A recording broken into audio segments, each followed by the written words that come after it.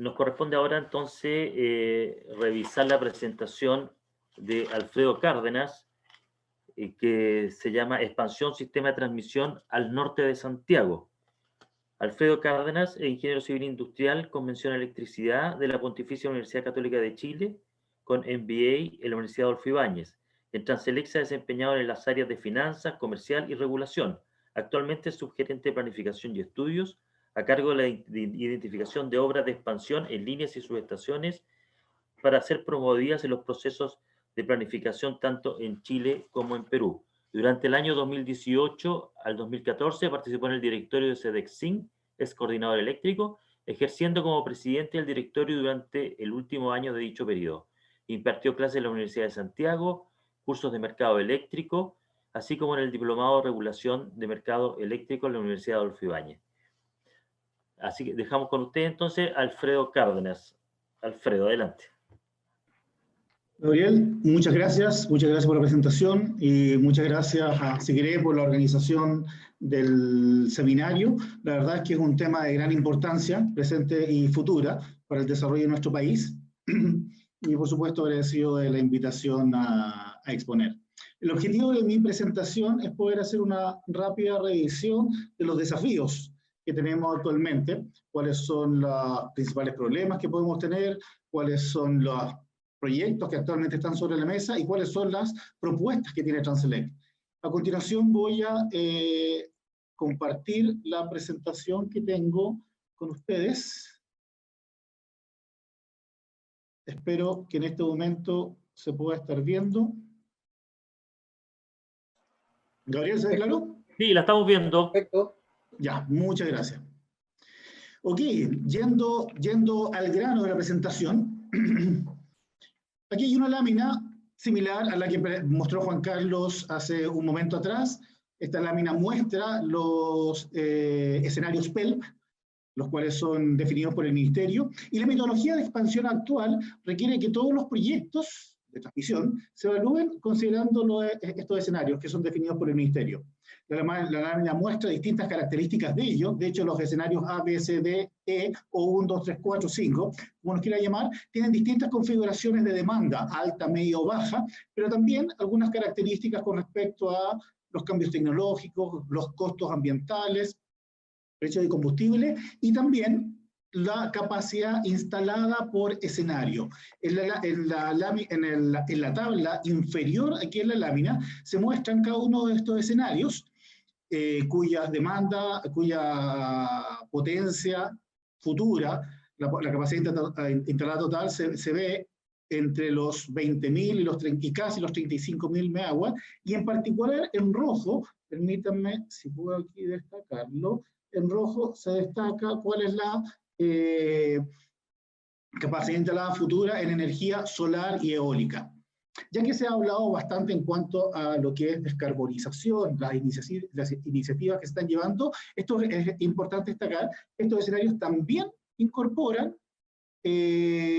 cuáles son posibles trayectorias de descarbonización. El gráfico que está a la izquierda muestra cuáles son algunas de estas trayectorias, las cuales algunas consideran, como se mencionó, que la descarbonización se terminaría, se completaría el año 2040. Sin embargo, hay otras que la adelantan. El Ministerio ha tenido en consideración estos temas y están considerando, ya que lo mencionó Carlos Final en su presentación, tal vez un punto intermedio podría ser el año 2033, como algunos de estos escenarios lo consideran.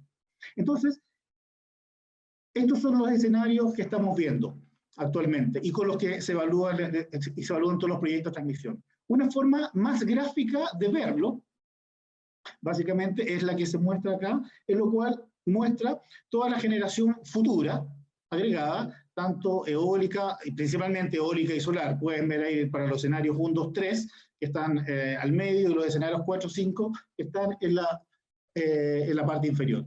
Y aquí la pregunta relevante es, ¿cómo se distribuye geográficamente toda la generación esperada en el sistema? Los proyectos de transmisión son totalmente dependientes de estos escenarios esperados. Los proyectos de transmisión son dependientes de la visión que le está dando el Ministerio y la CNE al desarrollo futuro del país. cuando nosotros queremos ver una distribución geográfica, aquí las siguientes 3 láminas lo que vamos a hacer es desglosar un poco esta distribución por escenario. No vamos a mostrar todos, vamos a mostrar los escenarios 2, 3, 4.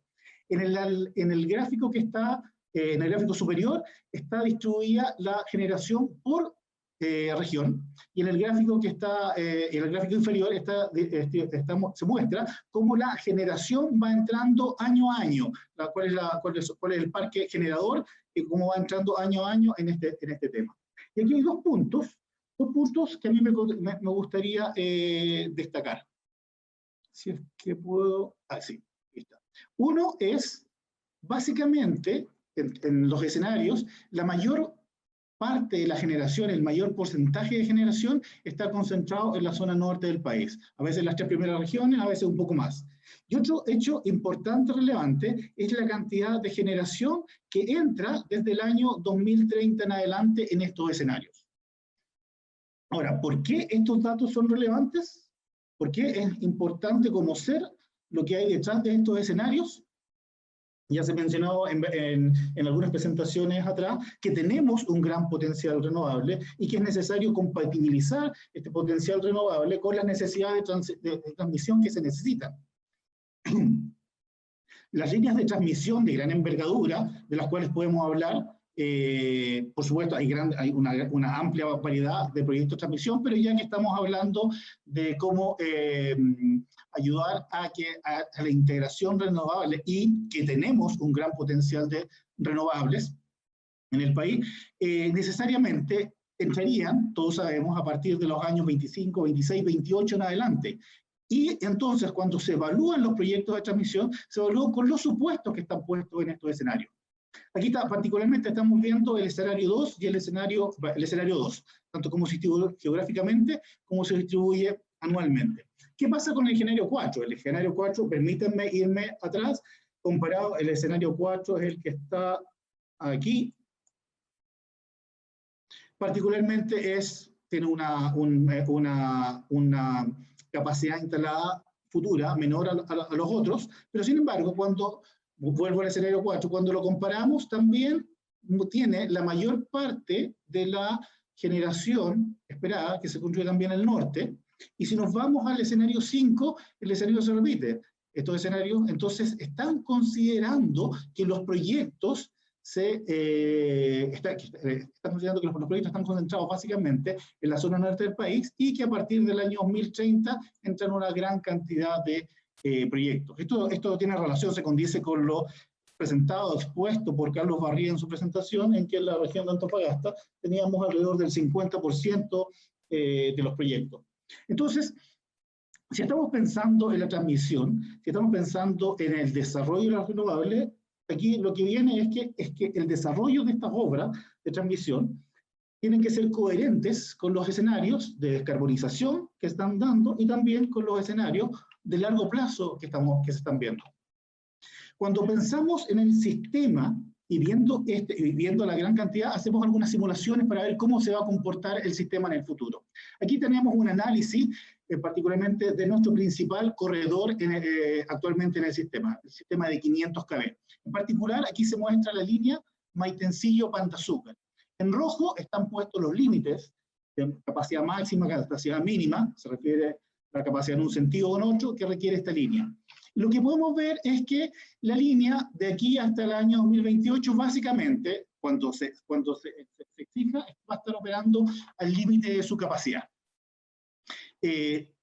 Cuando hacemos estudios de planificación, recién liberamos la capacidad de estas líneas para ver cómo se comportarán una vez que proyectos de transmisión podrían entrar. Y en particular, cuando hicimos este estudio, consideramos que a partir del año 2027 podía liberarse, podía llegar a entrar otro proyecto. Y en ese momento, entonces, en el año 2027, liberamos las restricciones y se ve que los flujos se incrementan de forma importante. Yo mismo lo voy a destacar aquí.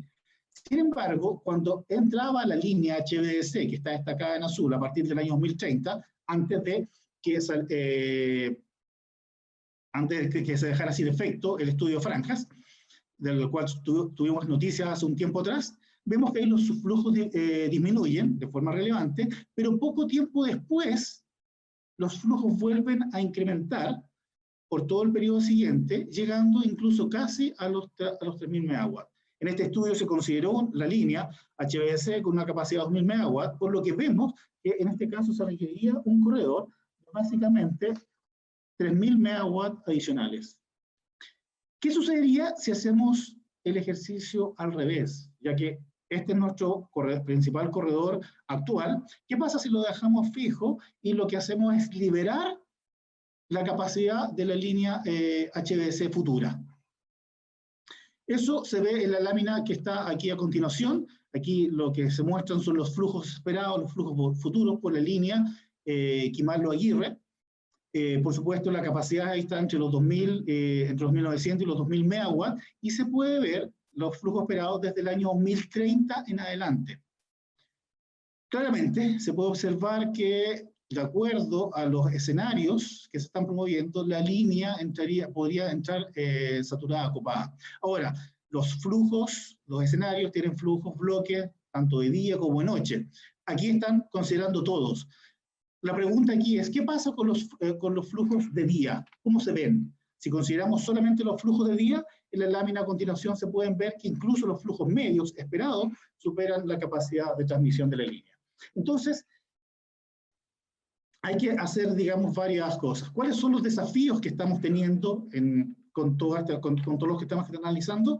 Tenemos congestiones a todo lo largo del sistema, yo les mostré algunas, pero en realidad las congestiones están a lo largo, y estas congestiones incluso se pueden ir agravando por el desarrollo de nuevos polos de generación. A principios de este año se licitó y se adjudicó la subestación Parina, en donde se están solicitando solicitud de conexión importantes empresas por casi 3.000, 4.000 megawatts. Entonces esta situación puede complicar. ¿Qué es lo que tenemos actualmente sobre la mesa para poder resolver este tema?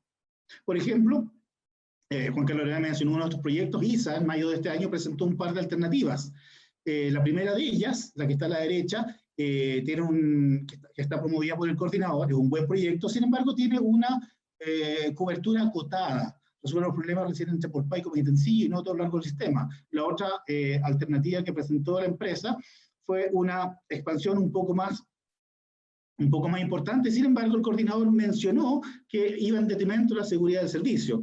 Mismo Felipe Cabeza mencionó que tienen una mandatoria legal de que es necesario mantener siempre la seguridad del servicio. ¿Qué otros proyectos había? Transelec mismo propuso una propuesta de expansión, lamentablemente también, debemos decir, para ser honesto, acotada en lo que es geográficamente. La idea es incrementar un tercer circuito en un cierto tramo, aquí se hace una expansión y en el cual se usa infraestructura existente. Líneas de 220 kV se pueden transformar rápidamente en una línea de 500 y se puede extender un poco más. Sin embargo, un problema que tienen todas estas obras es que, como han mencionado, los proyectos deben ser costo efectivos. Los proyectos tienen que presentar beneficio económico y todos los proyectos que he presentado hasta ahora, si bien son alternativas, no siempre están presentando beneficio económico en más del 50% de los casos. Entonces, ¿cómo podemos resolver todos los desafíos de transmisión que tenemos? Y permítanme resumirlos. Importantes congestiones a todo lo largo del sistema de 500 kV, la próxima década. Es necesario incorporar la capacidad de transmisión para evacuar la generación renovable. Por lo que vimos, se requieren más de 2.000 megawatts. Hay nuevos polos de generación.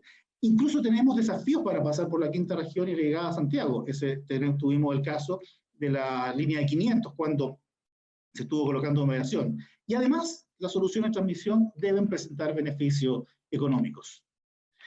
Una alternativa es, entonces, el mismo proyecto que Kimarlo Aguirre, incrementarlo en capacidad. Sin embargo, eso tentaría contra tal vez la seguridad del sistema. El sistema resiste que una línea superior a 2.000, 3.000, 4.000 megawatts salga. Además, es necesario incorporar el nuevo polo de generación como Parina. La configuración multiterminal podría ser, pero eso tentaría también contra el mismo problema de poner todos los huevos en la misma canasta. Entonces, una alternativa tal vez podría ser si hacemos más de un bipolo. A continuación muestra uno de los proyectos. Transelec evaluó una gran cantidad de proyectos y este es uno de los proyectos que presenta los mayores beneficios, y es considerar, además del proyecto actualmente decretado, otro bipolo que va desde Los Aguirre hasta la subestación Parinas. Este proyecto tiene varios beneficios, de incrementar la capacidad de transmisión, permite una mayor seguridad, permite la evacuación de la generación del nodo en Parinas, pero todavía mantiene el problema de la llegada a Santiago. ¿Qué pasa si combinamos los proyectos, el proyecto que presentó Transalén originalmente con este? Y otro de los proyectos entonces que estamos proveyendo es este bipolo corto entre Parinas y Punta Sierra. Entre Parinas y Punta Sierra se desarrolla una línea HVDC y desde Punta Sierra hacia el sur lo que se hace es utilizar la infraestructura existente, básicamente existente en el sistema, para permitir que estos importantes flujos puedan llegar a Santiago. Y esto permitiría una evaluación un poco más flexible, ya que tendría tal vez menos problemas medioambientales.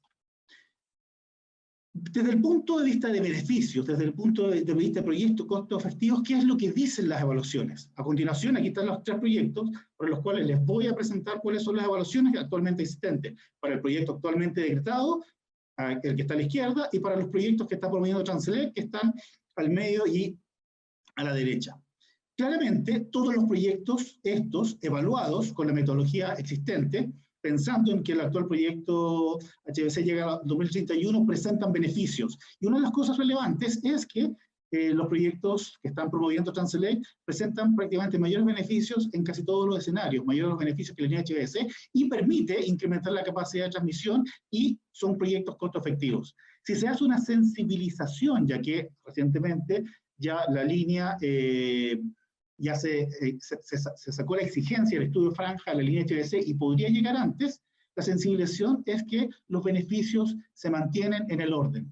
O sea, son proyectos beneficiosos para el sistema.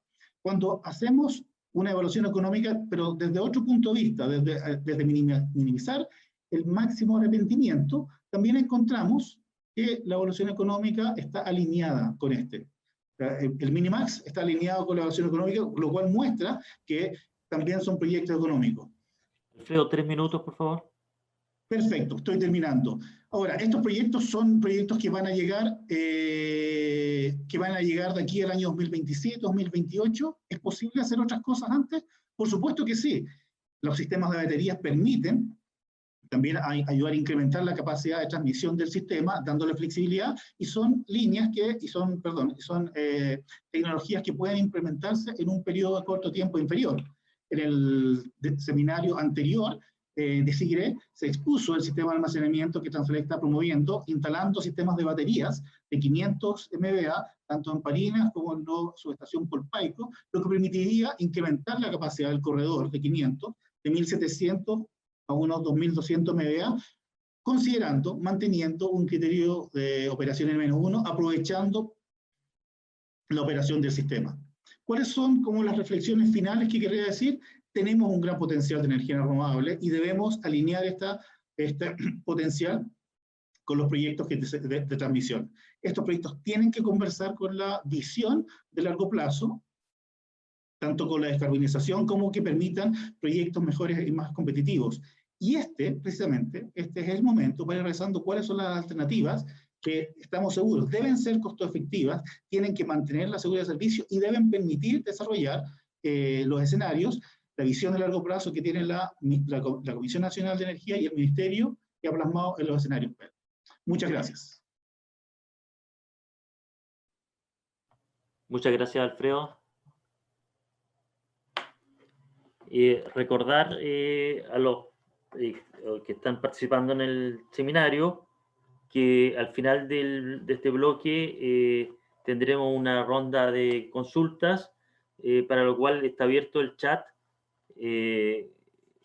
para que emitan sus consultas en el chat consultas y preguntas. A continuación tenemos la participación de Alejandro Cascante de Interchile, ISAC, con la presentación Soluciones para expansión del sistema de transmisión según el contexto actual.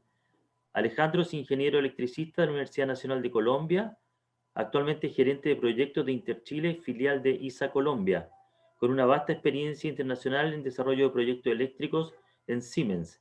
Es certificado PMI y posee estudios de Derecho en Negocios de la Universidad Adolfo Ibáñez. Adelante, Alejandro. El micrófono, por favor. Sí, gracias. Muchas gracias por la presentación y a los colegas y al SIGRE para permitirnos esta oportunidad de presentar un punto de vista de nuestro del sistema de transmisión norte también. Ahí se ve la presentación. Ya, listo. Básicamente coincidimos también mucho en la visión que nos ofrece Juan Carlos y Alfredo. Nosotros hemos querido sintetizar también un poco como la presentación y el escenario de lo que nosotros vemos de una manera, digamos, muy sucinta y tal vez un poco gráfica del sistema de transmisión norte que nos compete a nosotros. ¿Qué vemos nosotros en este momento? Nosotros vemos un sistema un segundo, tengo aquí, pero un sistema de generación que, como ustedes ya saben, tiene una gran distribución de generación en norte-sur. Nosotros vemos y nos hacemos partícipes del sistema cuando llegamos a una interconexión firme entre norte y sur, primero por la empresa TEN, después por parte de nosotros en el sistema Cardones-Polpaico. Esto genera y habilita, digamos, la conexión de RNC. Hay una estabilización de costos de energía, flexibiliza también los flujos norte-sur y obviamente ofrece una fortaleza estratégica a Chile en cuanto a la posibilidad de atender eventuales fallas. Nos enfrentamos también a la sequía más prolongada de la historia, lo que nos determina también una baja disponibilidad de recurso hidráulico, un aumento de energía fósil que en los diferentes sitios donde lo hemos visto presente. Obviamente, en paralelo, un desarrollo exponencial de la generación RNC, que nos ofrece, pues obviamente, unos proyectos que se pueden desarrollar en plazos muy cortos y que también nos presenta un cambio geográfico en el sitio donde estamos generando en Chile. Básicamente la distribución, comienzan a aparecer una gran cantidad de plantas eólicas solares en la segunda, tercera, cuarta región, obviamente también al sur, que pues, nos llevan en paralelo con un proceso de descarbonización acelerada de la matriz. Aquí, de detenernos un poco más adelante, esto genera en la práctica dos o tres consecuencias que hay que tratar también en el tema. Básicamente, los tipos de generadores estamos reemplazando grandes unidades térmicas por unidades de menor tamaño que aportan obviamente al sistema energía verde, pero que tienen la dificultad de que son parques de generación más de un menor tamaño. Tenemos un cambio en la estabilidad del sistema. La respuesta del sistema cambia de manera muy diferente cuando se tienen máquinas grandes, hidráulicas o térmicas. Y pues obviamente que tenemos un paso de la generación de la zona centro al norte, tal como, digamos, lo han presentado los colegas. Para nosotros, ¿qué implica la descarbonización? Y hablo, cuando hablamos del sistema de transmisión, digamos, en la parte donde nosotros tenemos gestión, que es en la zona de Santiago hacia el norte. Nosotros vemos, obviamente, no es solamente apagar centrales de generación fósil. Nosotros, pues obviamente, esto implica un reemplazo por generación RNC, pero como lo mencionábamos antes, hay un cambio del tamaño de los generadores. Ese es uno de los aspectos que para nosotros, digamos, es importante verlo, que están conectados en este momento a una línea de transmisión. Un segundo. Tengo aquí bloqueado el mouse. Esto pues se ve, confluye en la construcción de una gran cantidad de unidades de generación eólicas y solares. Para poder hacer el retiro, pues obviamente, y digamos comúnmente se maneja una equivalencia de un 20% o básicamente para reemplazar un megawatt térmico tendríamos que construir 5 megawatts peak RNC, depende de la tecnología, pero pues obviamente tenemos la dificultad de contar con el recurso solar solamente en el día, lo que nos implica a nosotros generar refuerzos o cambio en el uso de la transmisión de manera tradicional. Va a haber un ingreso grande de energía variable y pues nos genera un movimiento geográfico entre los sitios donde generábamos antes y donde vamos a comenzar a generar ahora. Y obviamente con el retiro de centrales como puede ser la zona de Coronel o la zona de Quintero, que se tenía, digamos, gran generación. Esto, digamos, mostrado de cierta manera, lo mismo que han venido mostrando los colegas en las presentaciones anteriores. Aquí algunas noticias en lo que refiere a nuestra línea de transmisión. Nosotros entramos en servicio en mayo del año pasado y hemos visto, digamos, una evolución o un uso de la línea de una manera bastante amplia, incluso llegando a límites de transmisión térmico que pues obviamente nos hacen entender que el sistema en este momento requiere un refuerzo. También obviamente mencionamos aquí como estas noticias, lo que está pasando con el proyecto Quimalo Aguirre, viene un proceso acelerado. Efectivamente, nosotros también trabajamos y coincidimos más o menos en los mismos análisis que son los supuestos que se trabajan con el plan de expansión. Nosotros hicimos nuestro análisis interno previo, también lo compartimos con la comisión. Usamos las bases de datos de la CNE, de la comisión, y obviamente pues estamos trabajando viendo el pipeline de los grandes generadores y digamos todos los ejercicios que se están haciendo en cuanto a licenciamientos ambientales como fuentes de datos para esta proyección.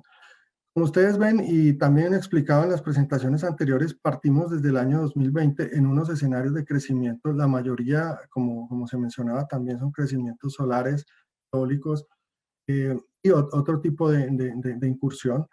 Nosotros vemos, y bajo ese criterio de 5 por 1, también crecimientos del orden al 2030 10 gigawatts. Hicimos una meta volante, un corte más o menos al 2025 de proyectos que son ciertos, muchos de ellos en construcción, que llegan del orden de 6 gigawatts, siempre pensando en la zona segunda, tercera, cuarta región. Y obviamente tratamos de hacer un contraste en tiempo de qué pasaría mientras llega el proyecto Quimalo Aguirre y cómo se estaría comportando el sistema. Aquí estamos viendo, y también se hizo un análisis de demanda, obviamente la demanda estaría cubierta, en cierto sentido hay seguridad en el sistema, pero el problema sería para poder inyectar las energías renovables que vienen representadas obviamente por un cambio de térmico a RNC. Entonces, igualmente hicimos nuestros escenarios con la misma metodología, coincidimos también con los análisis hechos cada uno, con algunas diferencias por la aplicación de algunos escenarios. Trabajamos mucho con el escenario 3, como para ver la proyección.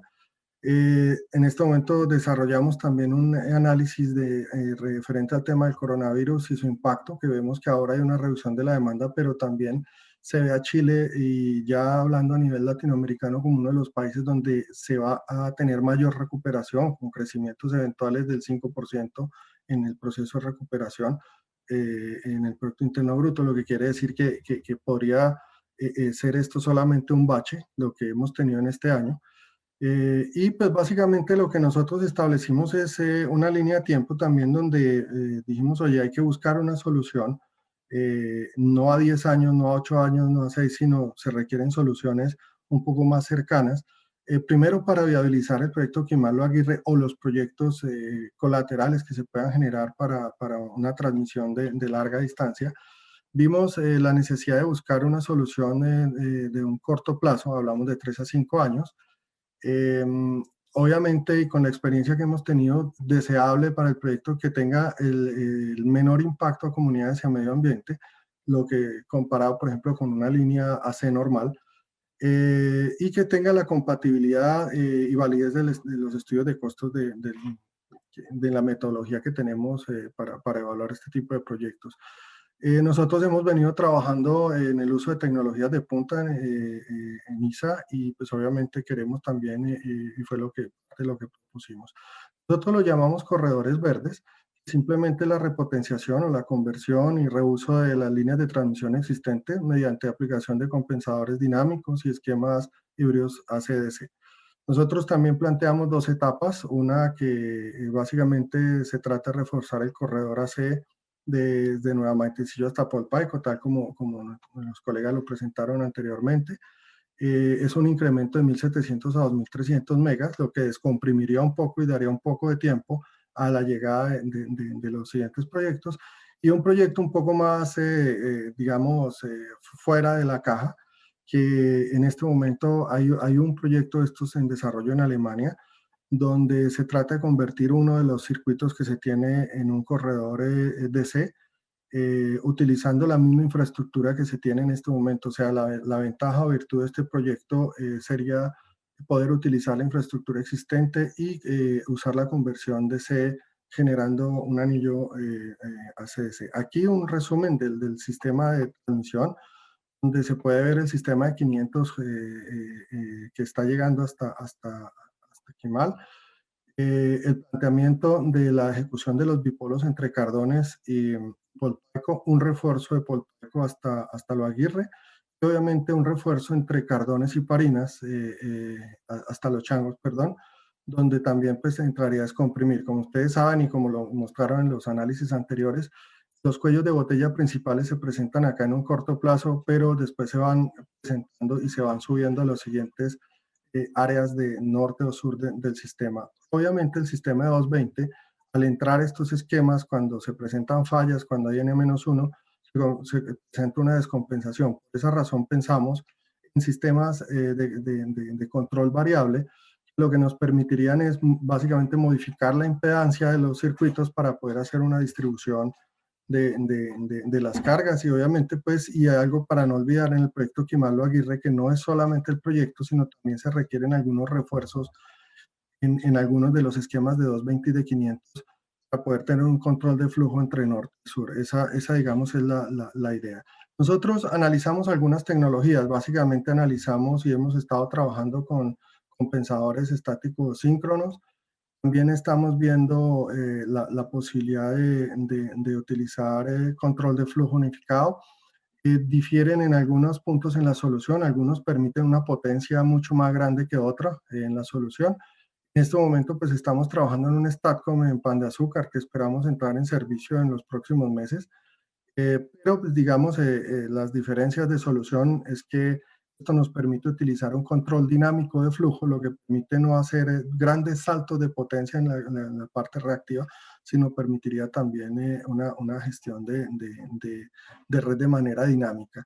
Aquí un ejemplo de una de las aplicaciones, como ustedes ven, cuando no se tienen sistemas de control dinámico, que es el núcleo de nuestra propuesta, cuando hay una falla en una línea, hay una que se sobrecarga y las otras están con baja carga. Y digamos que lo que se busca con este tipo de esquemas es lograr un balance y en el caso de la salida de uno de los circuitos se pueda generar un acople con los demás esquemas. Adicionalmente, cuando hay un sistema HDC también tiene la posibilidad de anclar un control dinámico. Es uno digamos, de los esquemas que se está manejando.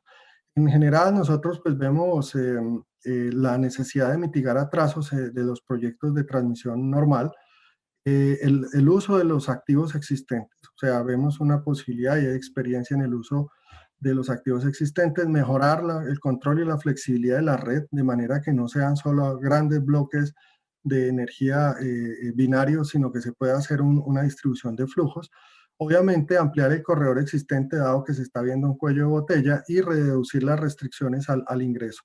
Lo otro que estamos viendo es la modularidad de estos esquemas que se pueden utilizar en un sitio, pero en 4 o 5 años, cuando la topología de la red cambie, se puedan enviar o se puedan instalar en serie en otras instalaciones. Y obviamente pues esto reconfigura cómo se operan las líneas, el concepto del N-1, más allá de lo legal, el concepto de un N-1 en un esquema dinámico tiene algo que trabajar mucho a nivel regulatorio y tenemos que ver cómo se puede cambiar y obviamente pues esto implica cambio en las variables. Nosotros hicimos un esquema de tiempo donde, como ustedes ven, hicimos un escenario con ley de franjas, uno sin ley de franjas. Esto es una versión nuestra basado en la experiencia que tenemos en este último proyecto, de cuánto se puede demorar o cuánto puede llegar a ser el proyecto. Hay alguien, y digamos, se menciona en el estado que llegaremos en el 2028. Nosotros vemos, y de acuerdo con las curvas que analizamos, se comienzan a tener problemas de vertimiento más o menos en esta franja. Entonces vemos como un espacio vacío entre hoy, si no se toman decisiones, si se hacen estos proyectos de refuerzo, que como lo ven, estamos tratando de encajarlos en unos plazos realmente alcanzables, dado que no se tiene un impacto muy grande a nivel de comunidades.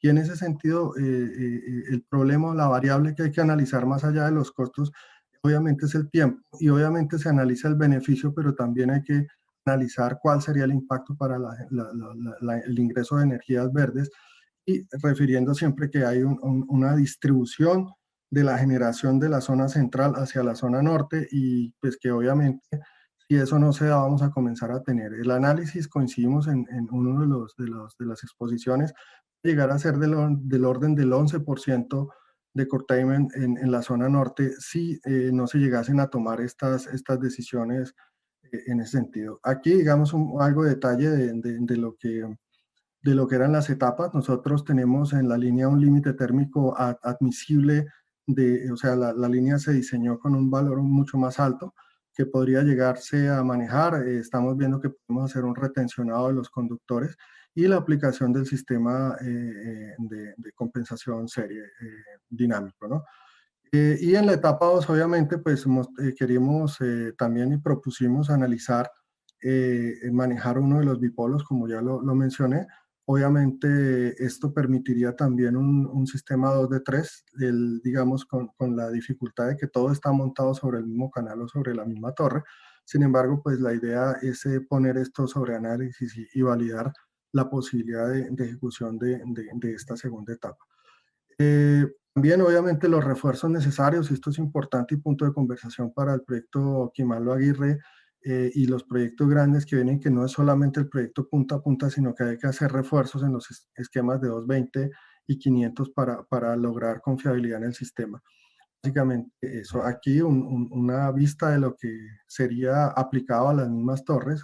Básicamente habría que hacer un cambio de algunos aisladores, un retencionado del cable, pero hacia la comunidad, hacia las 20 comunas que implican este proyecto, el impacto prácticamente constructivo es prácticamente nulo, ¿no? Nosotros tenemos mucha experiencia en trabajos con tensión, y pues básicamente contar que ISA ha estado trabajando en Argentina, en Colombia, en Perú, en Brasil y en Estados Unidos, y tenemos mucha experiencia en este tipo de trabajos.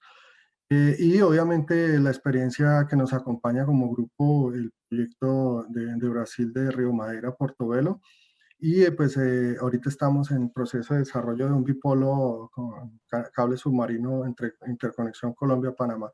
Básicamente eso era lo que queríamos contar un poco de nuestra experiencia y de los proyectos que estamos trabajando en este momento. Eso sería todo. Muchas gracias, Alejandro. Bueno. Muy interesante propuesta de ISA.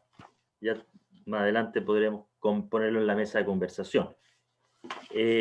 A continuación, Robin Cuevas va a hacer una presentación que es Planes de Expansión, Oportunidades de Mejora. Robin Cuevas es gerente de transmisión de ENGIE Energía Chile, ingeniero civil eléctrico de la Universidad de Tarapacá y magíster en gestión y administración de empresas de la Universidad de Chile, con 30 años de experiencia en el sector eléctrico nacional, dentro de los cuales destaca su participación en el SEDEC-SINC y como director de dicho organismo en representación del segmento de subtransmisión. Durante su carrera ha ocupado cargos asociados a la comercialización en el mercado spot de la generación y en materias comerciales de regulación y de gestión de explotación de activos de transmisión. Adelante, Roy. Confírmeme, Gabriel, por favor, que se ve la presentación. Sí, se ve. Perfecto, perfecto. Muchas gracias, entonces. Buenos días nuevamente a todos. Muchas gracias a SIGRE por la invitación a ENGIE para presentar lo que es nuestra visión de este plan de expansión año 2020. Primero, una mirada de lo que es ENGIE en Chile. Tenemos hoy día 2.2 gigawatts de potencia instalada, 0.5 gigawatts en construcción, 3.000 kilómetros de líneas de transmisión, dentro de los cuales se incluyen los 600 kilómetros de TEN, 1.100 kilómetros de gasoducto y una capacidad para transporte de gas de 5,5 millones de metros cúbicos día, del orden de 4.000 colaboradores y 250 clientes. ENGIE hoy día tiene 4 líneas de negocio: generación térmica, generación renovable, redes y soluciones.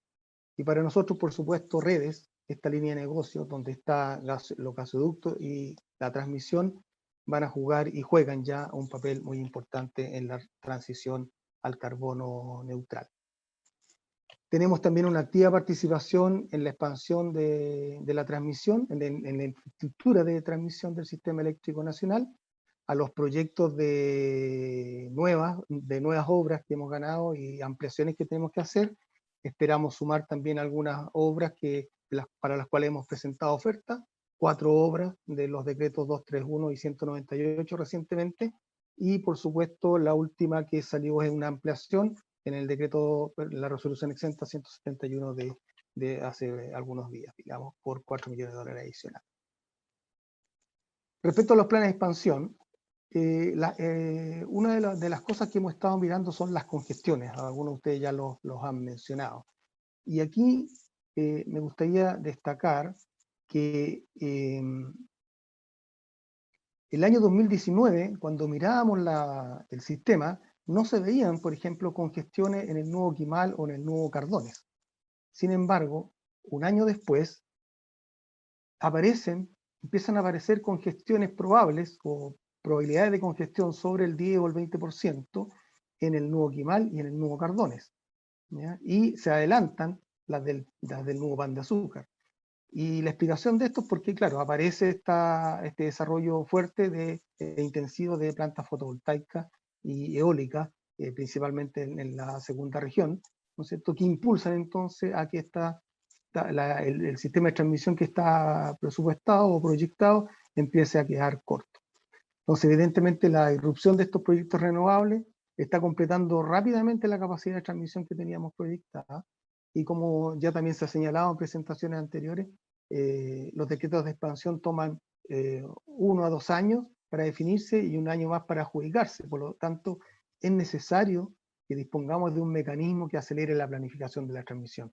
Y en eso coincido con las presentaciones anteriores. ¿Qué está pasando respecto a las solicitudes de conexión? Tomemos el caso de la subestación Parinas. La subestación Parinas, hoy día, a la fecha, se han presentado 14 solicitudes de conexión, 8 ya están en curso, hay 6 rechazadas, y ya suman más de 4.000 megawatts para esa subestación. Sin embargo, la subestación tiene una capacidad de 2.000 megas y 750 MVA de transformación. Lo otro que podemos ver aquí es algo que ya también se ha comentado, es el largo proceso, ¿cierto? La propuesta del coordinador de enero del 2017 tuvo respuesta en el decreto exento recién en enero del 2019, 24 meses después, y 36 meses después tenemos la adjudicación de las obras, digamos. Sabemos que la conexión se da con la admisibilidad o sea, la admisibilidad de la conexión se da si es que hay espacio físico, y después se otorga por capacidad, ¿ya? La pregunta que podríamos hacernos acá es: ¿qué va a pasar, ¿no es cierto?, con todo este potencial, con el sistema de 500 que está llegando hoy día a Barinas, digamos? ¿Cómo vamos a evacuar esa potencia que está ahí ya, digamos? Otra situación similar es la situación Roncacho, ¿no es cierto?, del plan 2018.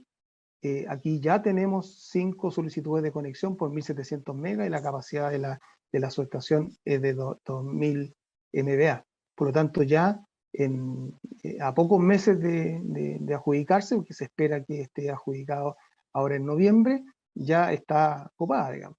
Pero nuevamente, la pregunta que nos podemos hacer es: ¿qué va a pasar con el sistema de transmisión que llega a la subestación Roncacho, ¿ya?, para poder evacuar esta potencia? Respecto del plan de expansión y la mirada desde las licitaciones de terreno, resulta que el plan 2017, el decreto 4 que salió en enero del 2019, traía 5 obras. De esas 5 obras, una de ellas era Parinas, a la cual ya me he referido.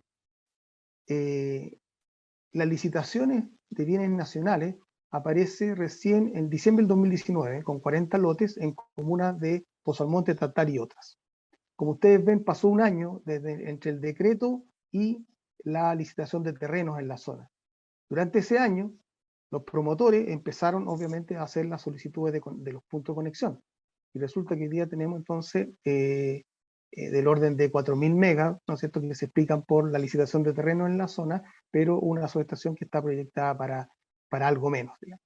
Lo mismo pasa con el Plan 2018, el decreto 231, donde venían 2 obras, dentro de ella está la subestación Roncacho en el norte, cuya licitación de terrenos bienes nacionales aparece en julio del 2020, ¿ya? 67 lotes que explicarían entonces estos 1.700 megas que están presentes y a los cuales ya tienen solicitud de conexión ante el coordinador.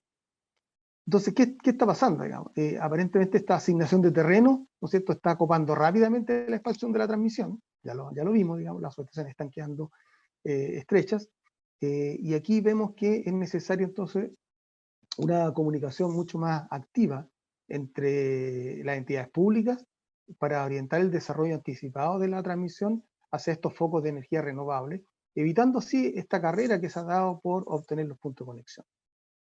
Podríamos preguntarnos entonces, ¿qué es primero, digamos, la transmisión o los terrenos? ¿Cierto? Porque aquí vemos que teníamos una transmisión planificada, pero al tomar las promotores los terrenos, aparece una mayor capacidad de instalar energía renovable. ¿Qué hubiera pasado si primero tenemos los terrenos, diseñamos esa capacidad o conocemos esa capacidad y después hacemos la transmisión? Entonces pensamos que es una consulta válida que tenemos que hacer. Como ejemplo, ¿qué pasó en Parinas? En Parinas, de los puntos de conexión, hay 8 que están asignados o que están cursados, pero solamente hay uno, que sería un proyecto Colbún, que tiene terreno adjudicado. Hay otros promotores que tienen los puntos de conexión, pero no tienen terreno. En el caso de Engie, tenemos 2 proyectos con terreno adjudicado, pero no tenemos los puntos porque llegamos tarde. Respecto al artículo 102, si uno ve lo que ha pasado en los últimos 4 años, claramente haya habido un aumento, hay ya 17 obras aprobadas, donde predominan las ampliaciones de subestaciones, los tiempos de tramitación del orden de 3 meses promedio, el máximo creo que ha sido 7. Funciona, creemos que funciona, pero hay que tener también del punto de vista de los equilibrios que deben darse, porque frente a la rápida aprobación de un menor tiempo de ejecución de la obra, por otro lado, las empresas tienen que suscribir contratos entre privados y aparecen riesgos operacionales, comerciales. Evidentemente, en el caso de los contratos privados, hay que ver el tema de la valorización de las obras, el traspaso de las responsabilidades, la remuneración, la responsabilidad, quién va a tener la responsabilidad de la construcción, etc. Y del punto de vista de los riesgos comerciales, aparece el reconocimiento de los costos reales de la tarifa regulada, que vendrá después, la entrega de boletas de garantía, la exposición a las multas que se exponen por incumplimiento de plazo, y el desfase de los ingresos regulados respecto de lo que costaron las obras. Entonces pensamos que el mecanismo funciona, pero evidentemente no debiera ser lo habitual. El aumento del uso del artículo 102 evidencia, entendemos, también de un atraso en la planificación. Dicho esto, entonces, ¿cuáles son las propuestas que presentó Engie? Presentamos 6. La primera es un segundo circuito, el segundo circuito entre Roncacho y la subestación Nueva Pozo Almonte, que se hace cargo de evacuar, ¿no es cierto?, proyectos del orden de 950 megas en la zona. El segundo proyecto es la nueva línea 2x220 Chuquicamata-Quimal, que se hace cargo de evacuar proyectos por más de 1.000 megas en la zona de Calama. El tercer proyecto es un segundo banco de autotransformadores en Parina, que se hace cargo de esta enorme capacidad, ¿no es cierto?, de evacuar o de proyectos renovables en la zona, principalmente porque aparece ahí la reserva eólica tal. El cuarto proyecto es la ampliación de la subestación de Ongoyo, necesaria para evacuar proyectos por 768 megas adicionales, El quinto proyecto, la nueva subestación El Manzano, para conectar una nueva planta fotovoltaica aquí en la región metropolitana. Y el sexto proyecto, que es el primero que aparece en la slide, tiene que ver con la ampliación de la subestación Crucero, que obedece a un cambio de configuración a doble barra, doble interruptor, para proveer puntos de conexión a todos los promotores en torno a la subestación Crucero que han solicitado esta conexión. Para mí este es uno de los proyectos que más me atrae, digamos, porque muestra algo que también ya se ha comentado, es la necesidad de ir convirtiendo instalaciones existentes para dejarlas ad hoc al desarrollo renovable. ¿Cuáles son nuestras recomendaciones o propuestas de mejora entonces? Establecer un mecanismo que acelere la planificación de la transmisión, disminuyendo los actuales plazos, ¿no es cierto? Al incorporar una revisión tal vez más frecuente de este proceso y que permita ajustar entonces el plan de desarrollo de la energía renovable y la necesidad de transmisión para su ocasión. Por otro lado, promover esta comunicación activa entre las entidades públicas como la CNE y bienes nacionales para orientar adecuadamente el desarrollo de la transmisión hacia los focos de desarrollo de energía renovable, evitando la carrera por obtener un punto de conexión. Y reitero un poco lo que nos está pasando aquí en Parina, ¿no es cierto? Un proyecto que después de 3 años se adjudica, donde hay un gran potencial por más de 4.000 megas, sin embargo, el proyecto actual es de solamente 2.000. Y finalmente esperamos tal vez ciertos perfeccionamientos a la aplicación del artículo 102, perdón, para ajustar la planificación de la transmisión sin que ello se convierta en un estándar. Esa es nuestra visión como ellos. Muchas gracias. Muchas gracias, Robin. Excelente presentación.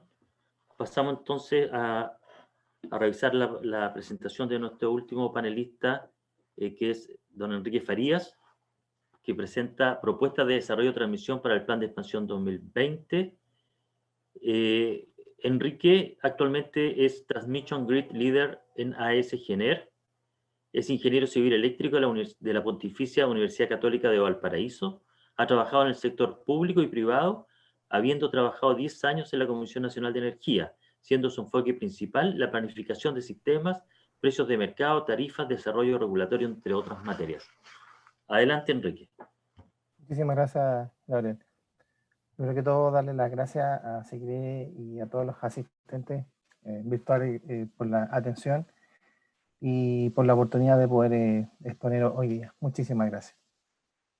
Bueno, como IGENER hicimos para el presente plan de expansión y lo hemos venido haciendo diferentes propuestas para la evolución del sistema, y hoy día voy a presentarles sobre un poco, muy sucintamente sobre el análisis, la propuesta de IGENER que efectuamos a la Comisión Nacional de Energía y algunos ejemplos globales de la utilización de sistemas de almacenamiento, digamos, en transmisión.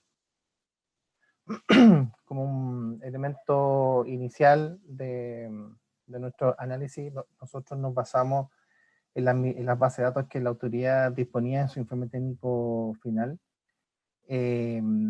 y utilizamos los mismos escenarios.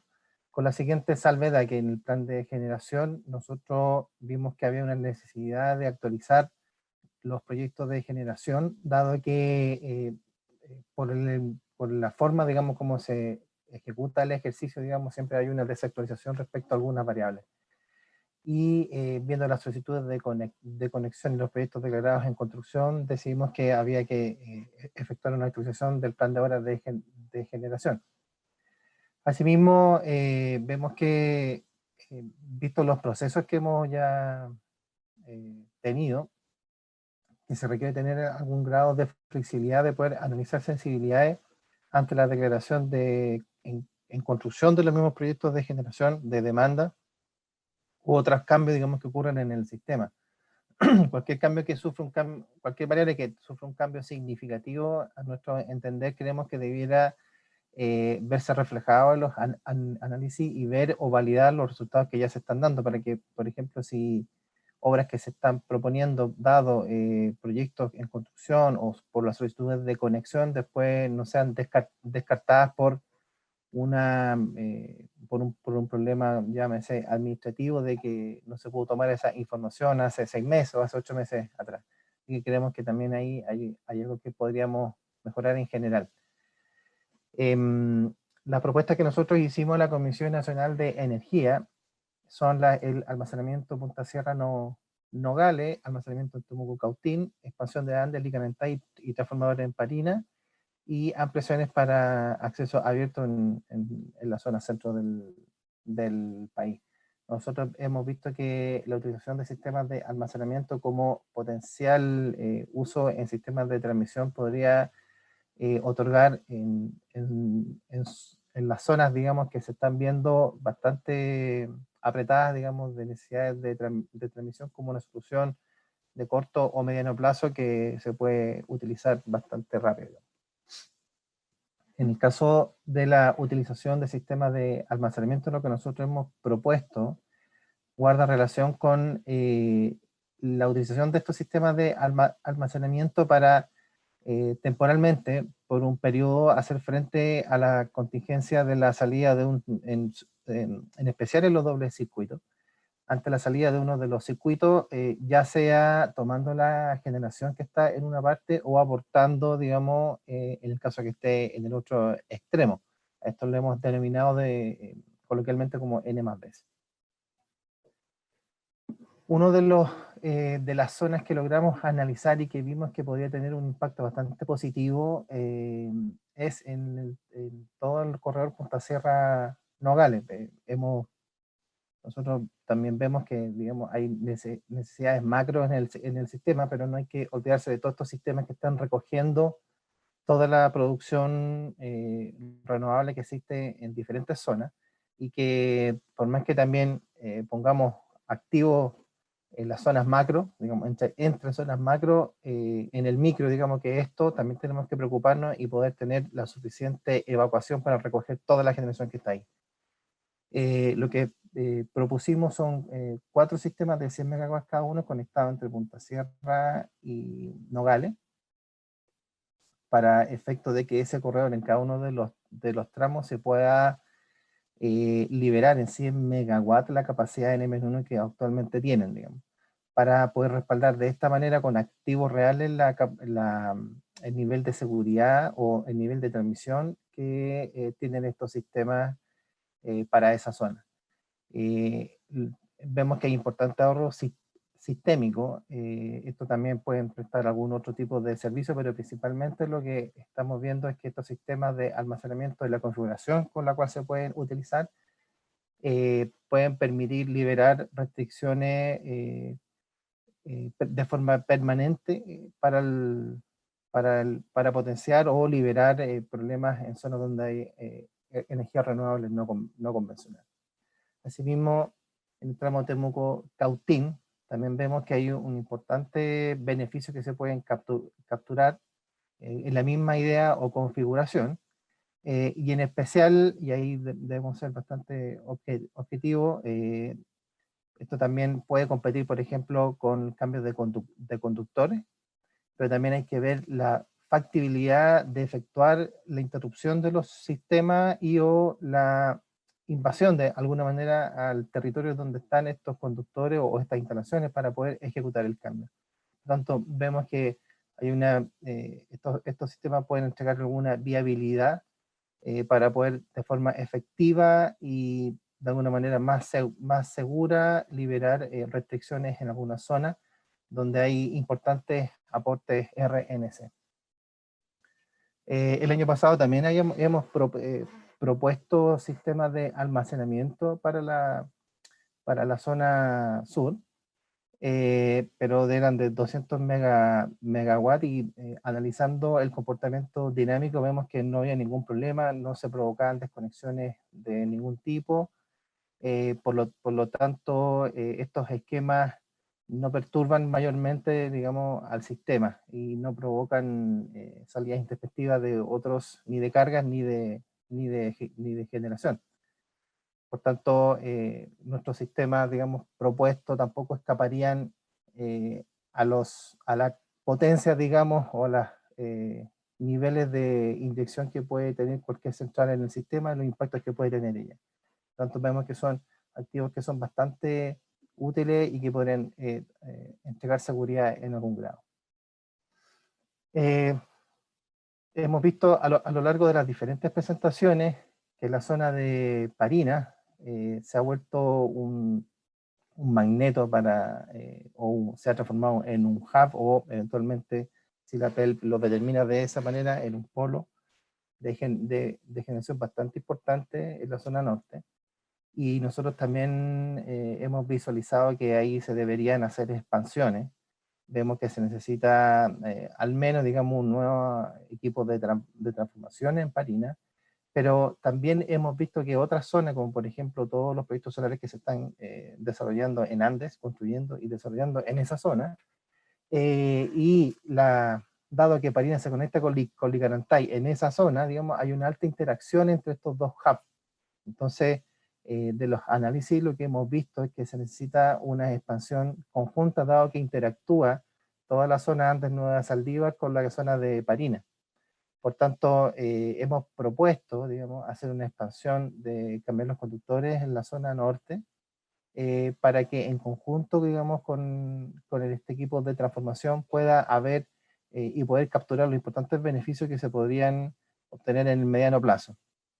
Cabe igual la pregunta es cómo vamos a resolver los eventuales problemas del sistema de 500.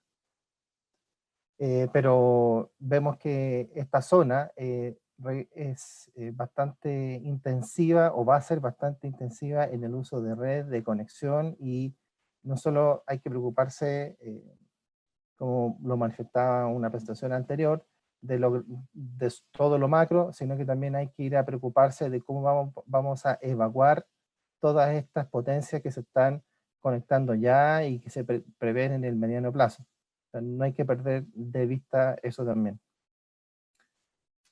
Adicionalmente nos gustaría comentar en forma muy general, digamos, algunos ejemplos globales del almacenamiento en transmisión.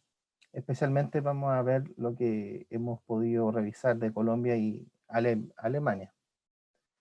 En el caso de Colombia, existe actualmente un proceso licitatorio para incorporar como parte de la transmisión alrededor de 45 megawatts de batería en unas diferentes combinaciones, ya sea la situación Oasis Unión o el Silencio y Unión. Uno de los aspectos importantes acá, que también lo ven desde el punto de vista de seguridad, es que compite y tiene un alta retorno de la inversión, dado que desplaza despacho térmico por seguridad para la zona. Por tanto, esta expansión que hace Colombia en esa zona utiliza los sistemas de almacenamiento, o sea, ya los va a utilizar para poder responder a una necesidad bastante local, y que probablemente una solución convencional le tardaría mucho más. Asimismo, el plan de expansión de Alemania incorpora, por ejemplo, el Grid Booster, que estaba en estudio y con una utilización desde el punto de vista más que responde a hacer frente a oleadas, digamos, de generación en la zona norte, que principalmente eólica, y mientras duraban esta sobregeneración, poder administrarlo y poder entregarlo, digamos, en los diferentes corredores en el sistema.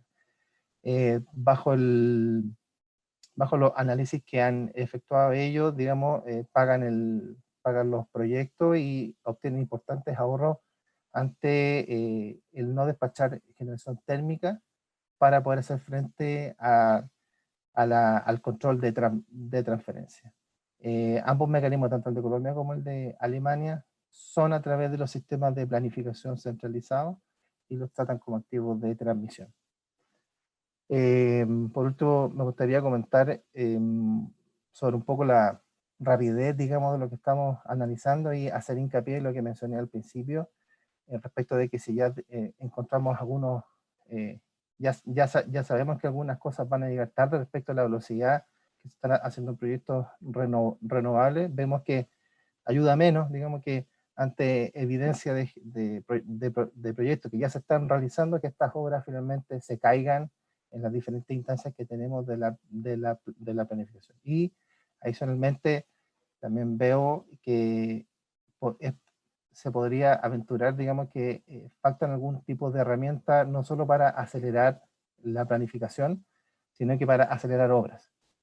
Yo creo que se debería empezar a discutir de alguna manera cómo podemos empezar a acelerar obras para poder hacer frente a todo lo que se nos viene en el país. Muchísimas gracias, Gabriel, por la invitación. Muchas gracias, Enrique.